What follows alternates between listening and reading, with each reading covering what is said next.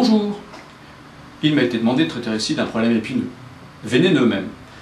L'actuel phénomène de la grippe H1N1. de la grippe H1N1. Merci JT.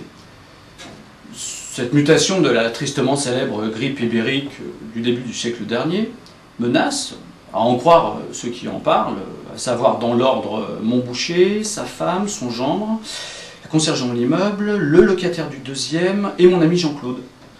Cette grippe menace donc l'intégralité de l'économie de notre pays, de notre planète même.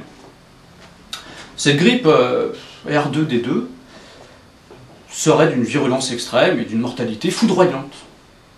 Exit donc en ces temps de crise sanitaire le sida, dont les légions opèrent encore de violentes poussées, la tuberculose, dont le retour d'exil est un franc succès, et le cancer, dont on peut logiquement penser qu'il est enrayé dans son absence des plateaux de télévision écriantes.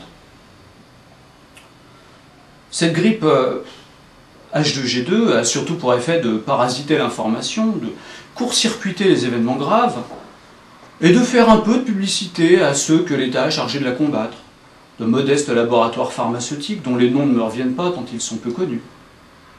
En tout cas, depuis que ce virus est célèbre, il me suffit de jouer les catarreux Kakoshim pour passer le premier à la caisse dans mon supermarché ou voyager seul dans le métro aux heures de pointe. Il m'a été donné récemment de dîner dans un gentil bouchon où mangeait également d'éminents spécialistes de la grippe A2B3. Coulé. Isidore, prenez ce masque. J'ai entendu votre chat German tousser, on ne sait jamais. Merci.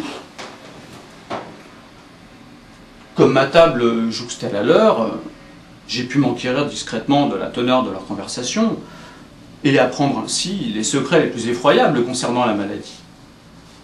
Concernant cette grippe C3PO, je peux maintenant...